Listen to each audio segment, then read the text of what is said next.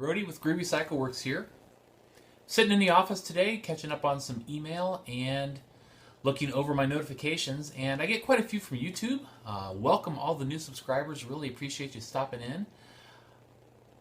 One thing I realized was that when I built this shop about 9 years ago, it was my intent to do a walkthrough and show you some of the equipment that I use on a daily basis as I manufacture bicycles and bicycle components. I've never got it done. So, let's not procrastinate anymore. I thought today we'd take you for a quick walk around the shop, let you see that equipment, and kind of get a flavor for where the work takes place. So come on, let's go on out. As we walk out of the office, we enter into the actual workspace. What I thought I would do is take you through how this space was actually laid out, because it does have a flow of process. And we'll start right over here in the corner. And in this corner, we see long lengths of steel, aluminum, and titanium tubing. This makes up a portion of the inventory that I use to create bicycles. I also have custom tubes that are double butted, triple butted, and or tapered that I purchase from manufacturers when I have specialty needs. When the tubing comes in, it gets placed onto this alignment table and rolled so I can see if there are any high points, low points, or other irregularities. This alignment table is also used for referencing during much of the build process, specifically when I'm creating chain stays and seat stays to ensure that they are of equal size, shape, and bends. So I move over here to the right.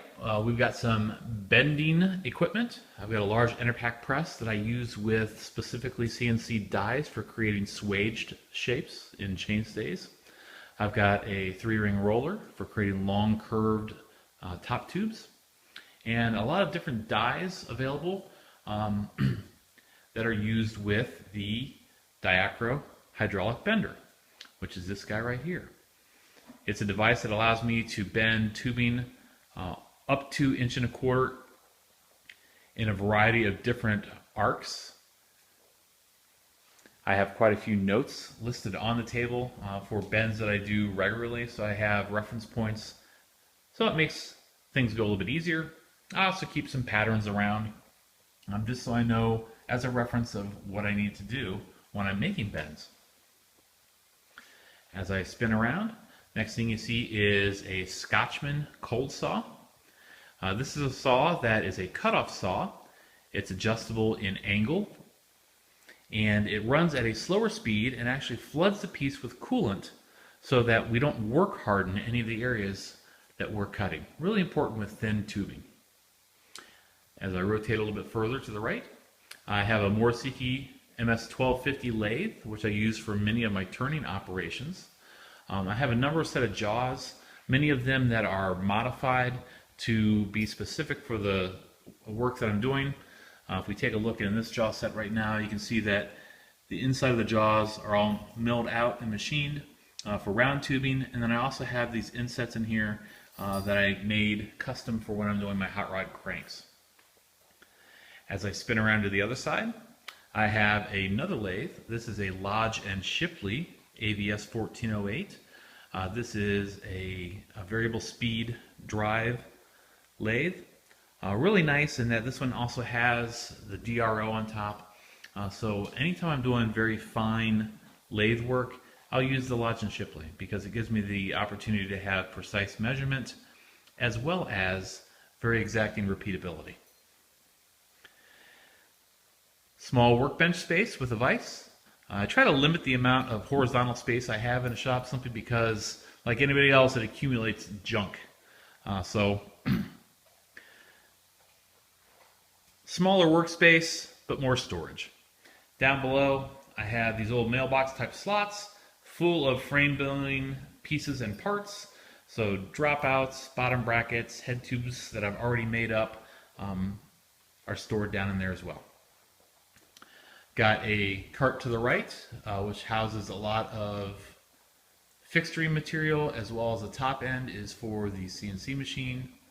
And to the left is just a general maintenance toolbox.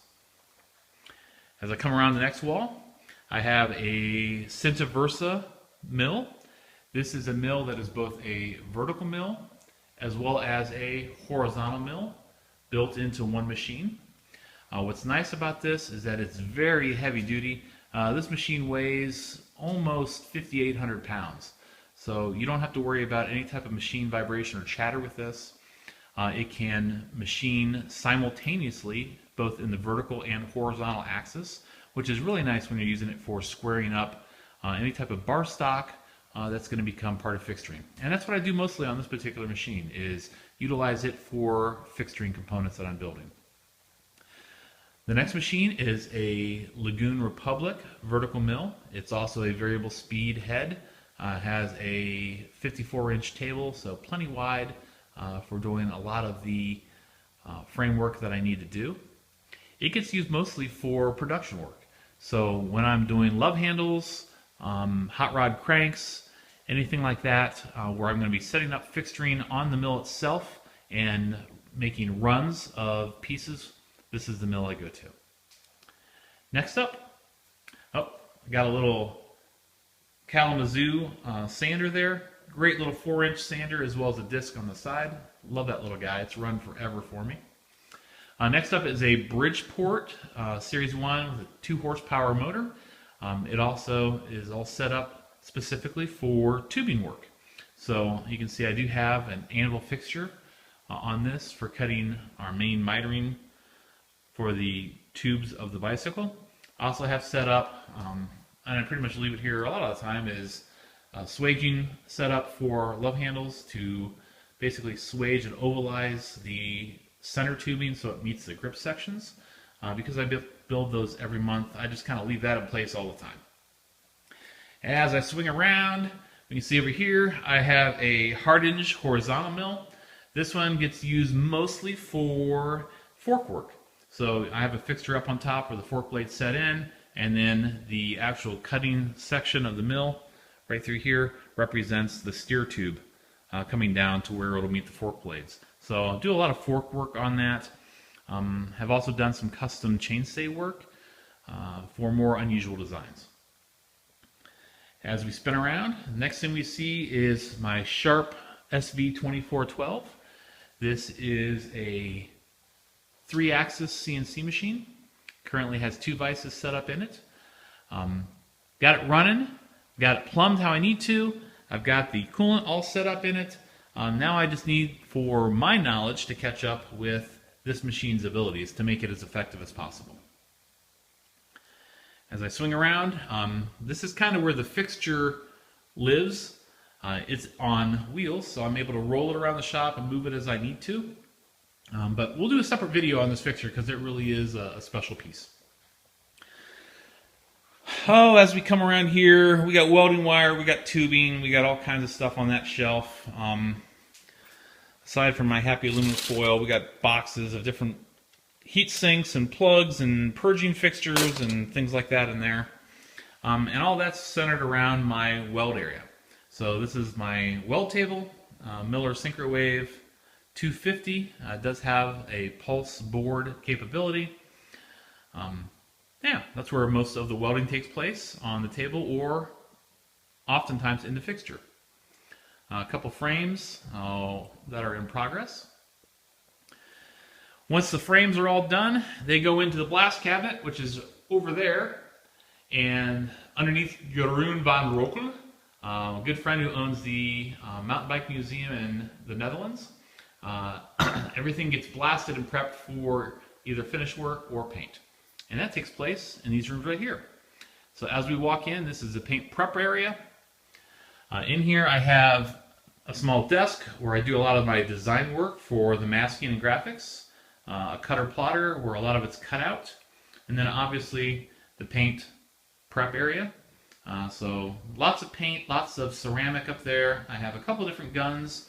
The gun on the left is dedicated for ceramic. The one in the middle is for clear, and the one on the right is for color. And I try to keep those separate. We have the paint booth. So when we open up this happy little door here, we can walk into the paint booth, and I have a special fixture that hangs here in the middle of the booth. This fixture attaches to a piece that goes into the seat tube. and then it comes in at a right angle here. And what it allows me to do is spin the bike around 180 degrees. I'll try to throw a picture here in the video for you so you can see what that looks like. The paint booth itself is nice and roomy, so I can get all the way around everything without bumping into the frame. It has an intake filter on top, an explosion-proof fan through the plenum out there. And once everything's painted up, it comes out here and it can go into the bake box. This is just a simple flash-off box. I have fixturing inside to hold the head tube there so everything sits in nice and neat. And as we walk out, that's pretty much the entire shop.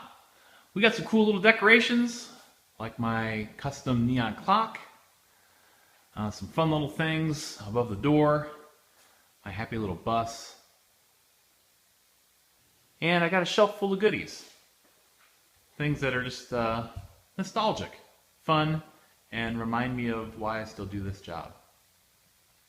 Almost forgot two very important pieces of equipment. I've got here in the office my ultrasonic Power Corporation unit, which lets me clean my titanium tubing to get it perfectly clean before I do any welding on it. Next to that, I have a precision-controlled laboratory heated rinse station. And so what this does is, once I take the tubing out of here, it goes into there. It gets rinsed to make sure that there are no chemicals from the washing section in a heated bath of water. Then they go into the bake box to get dried before going to welding. The only other two things I have to show you is one pup right there. Got Cubby, he's always at my feet. And then Frankie, he likes to hang out either here in the bathroom, sleeping with his nose in the corner, or under the weld table, always trying to put his chin on my pedal. So that's all I got for you. Really appreciate you guys taking the time to stop in and check out the shop with me. Hoping to do some more videos here in the near future, specifically one on the fixture, so you can see kind of what that's all about and how it works. And then maybe some more process as I work through the next frame, which will be kind of a really fun build. With that, you guys have a great afternoon. Take care.